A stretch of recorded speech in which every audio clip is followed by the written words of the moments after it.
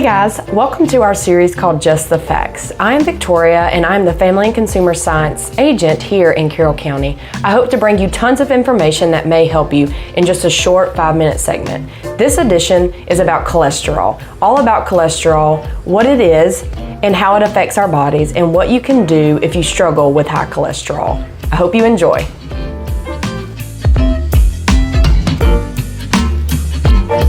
So let's start out talking about what is cholesterol. Cholesterol is a fat-like substance that is found and made up in our bodies. And surprisingly enough, our body needs cholesterol to be able to function. However, high numbers of cholesterol can lead to risk of heart disease.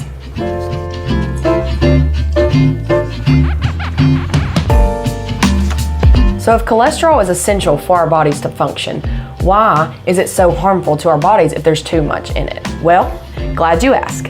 So with cholesterol, if there's too much in our bodies, it can start building plaque into our arteries. And when that buildup of plaque, that's when it can lead to heart attack or stroke because the blood cannot pump correctly to our hearts. So there are 3 main types of cholesterol that I'm going to discuss today. You have total cholesterol, you have LDL cholesterol, and you have HDL cholesterol. You may see these definitions whenever you go to the doctor, or you may be handed these numbers and have no idea what they mean. So I'm hoping to help you clear some things up.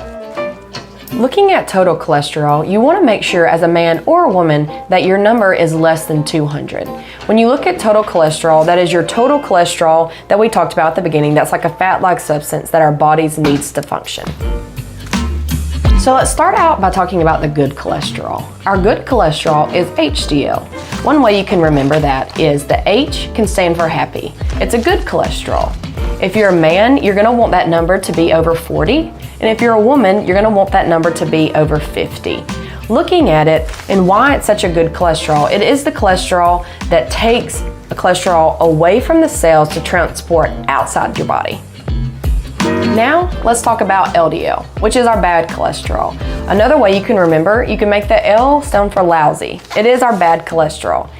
For both of us, men and women, you want that number to be under 100. The reason why it's considered a bad cholesterol is whereas HDL takes the cholesterol away from the cells, this one actually brings it to the cells. So we just want to be mindful of that.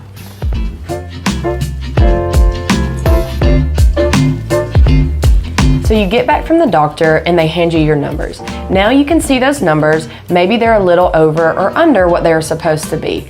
So I'm going to give you a few tips that you can take away from this that hopefully will help you lower your cholesterol. The first thing is you want to make sure that you're being physically active. Actually, it states that you should get 150 minutes of exercise per week. That could be 30 minutes for 5 days a week, or you could do 60 minutes at one time. You just want it to equal 150 minutes. The next thing you can do is reduce your saturated and trans fats. That is where most of your cholesterol is going to come from. So there are some food substitutions that you could do to make sure that you're lowering that saturated and trans fat number. Another thing that you can do is eat more fruits and vegetables. When you eat more fruits and vegetables, you're going to get the antioxidants that you need, as well as some of the nutrients that are going to help you reduce that cholesterol. And lastly, you're going to want to limit your alcohol intake. Alcohol has been known to raise your triglycerides and can lead to high cholesterol. So I'm going to give you some food substitutions that you could try to maybe help lower some of your numbers.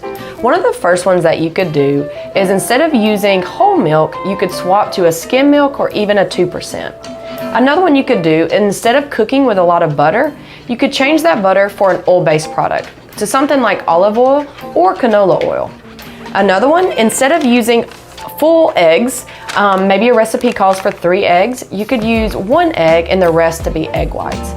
And last but not least is you could change out your cheese. Instead of using the full fat cheese, you could change it for a part skim or even a fat-free shredded cheese. These are just a few things that you can do in your daily life that can maybe help you lower those numbers. So let's kind of recap. A few things that you can do is be more physically active, lower that saturated and trans fat, limit your alcohol intake, and try to eat more whole grains, fruits, and vegetables. And lastly, We know, as we've seen through this video, that high cholesterol is nothing to joke about. Hopefully you will take some of these and put them into practice. We want to try to avoid heart disease, such as heart attack or stroke, which high cholesterol can lead to. I hope that you have learned at least one valuable lesson through this. Again, my name is Victoria, and this is Just the Facts.